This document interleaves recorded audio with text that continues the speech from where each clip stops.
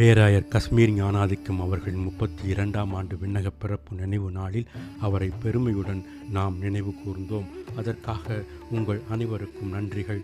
எளியோரின் தோழமையில் வாழ்ந்த அவரை பெருமைப்படுத்தும் விதமாக கஸ்மீர் ஞானாதிக்கம் அறக்கட்டளையானது சிவகங்கை மறை மாவட்டத்திலே டாக்டர் ஆயர் லூர்து ஆனந்தம் அவர்களால் கிராமப்புற எளிய ஒதுக்கப்பட்ட முதியோர் சமூகத்துக்காக தொடங்கப்பட்ட ஆனந்தா நண்பகல் உணவு திட்டம் மூலமாக நவம்பர் 10ஆம் தேதி முதியோர்களுக்கு அவர்கள் இல்லம் சென்று மதிய உணவு வழங்கும் பங்களிப்பை நம் அறக்கட்டளை முன்னெடுத்து பெருமைப்படுத்தி இருக்கிறது.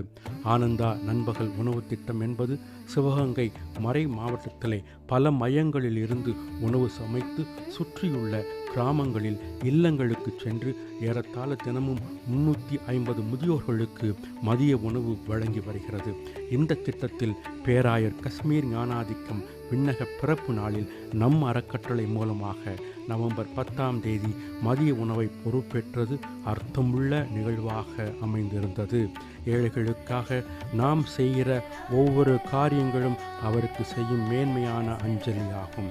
இப்படிப்பட்ட ஏழைகளை தொடும் நோக்கங்களுக்காக தொடர்ந்து நீங்கள் செய்யும் பங்களிப்புக்கு அறக்கட்டளையின் நன்றிகள்.